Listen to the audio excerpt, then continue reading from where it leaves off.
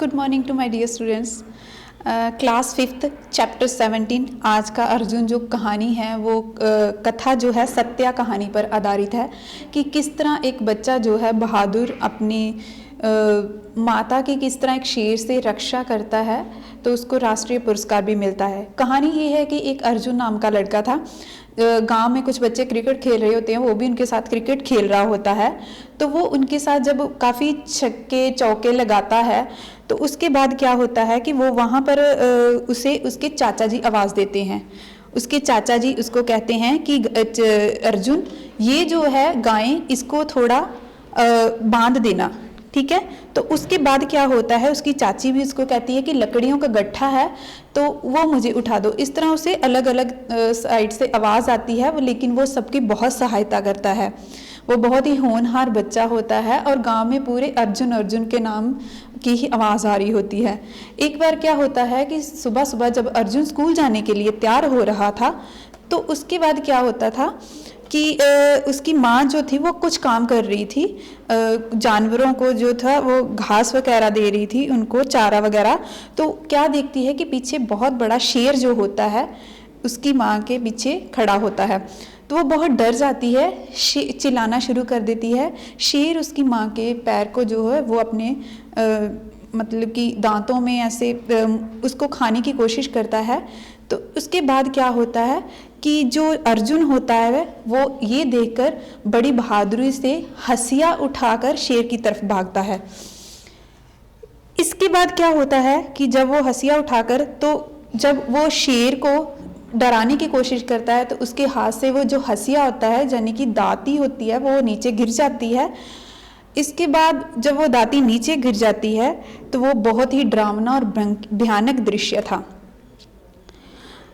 वो शेर से साथ बहुत ही बड़ा मुकाबला करता है और गांव में जो है वो लोगों से भी काफ़ी लोग जो है आग वगैरह जलाकर वो उनके पास आ जाते हैं। शेर आग से डरता हुआ भाग जाता है। तो इस तरह चारों तरफ से अर्जुन अर्जुन की आवाज़ें आनी शुरुआत हो जाती है। तो अर्जुन वो शेर डरकर भाग जाता है जंगल की तरफ। तो इस कारनामे से 26 जनवरी 2016 को प्रधानमंत्री द्वारा राष्ट्रीय वीरता पुरस्कार से सम्मानित किया गया था।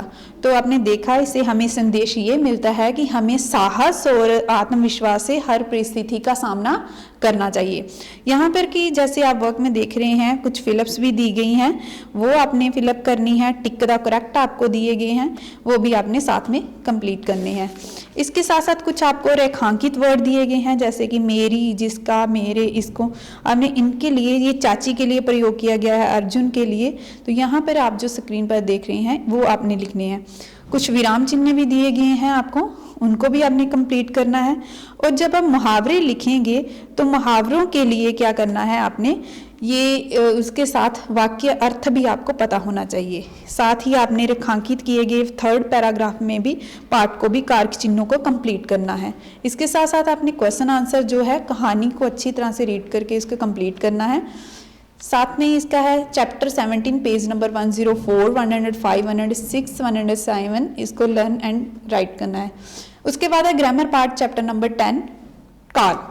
काल का अर्थ होता है समय, ठीक है, जिससे कार्य होने का समय पता चले उसे काल कहते हैं। अर्थात व्यापार के समय, पूर्ण अपूर्ण अवस्था के ज्ञान के रूपांतरण का काल कहते हैं। आप यहाँ तक ही लिख सकते हैं पता चले उसे काल कहते हैं। आप यहाँ पे कोई भी उदाहरण लिख सकते हैं जैसे सुनील गीता पढ़ता था, प्रदीप पढ़ रहा है, रमेश कल दिल्ली जाएगा।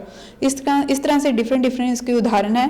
काल के 3 भेद होते हैं, भूतकाल, वर्तमान, भविष्यत काल। भूतकाल जो समय बीत चुका है जिसमें जैसे हम था का प्रयोग करते हैं, वो कल स्कूल गया था। वर्तमान काल वो जो समय चल रहा है, जो अभी समय चल रहा है, जैसे कि वो स्कूल जा रहा है, हम ये काम कर रहे हैं। तो जो भविष्यत काल है जो समय आने वाला है, फ्यूचर जिसको बोलते हैं, वो कल स्कूल जाएगा जिसमें गा का प्रयोग किया जाता है आने वाले समय के बारे में। इस तरह से आपने इनकी अलग अलग तरह की उदाहरण भी लिखनी है। इसके लिए आपका गृह कार्य है व्याकरण चैप्टर 10, इसका काल आपने कंप्लीट करना है। Thanks and have a nice day.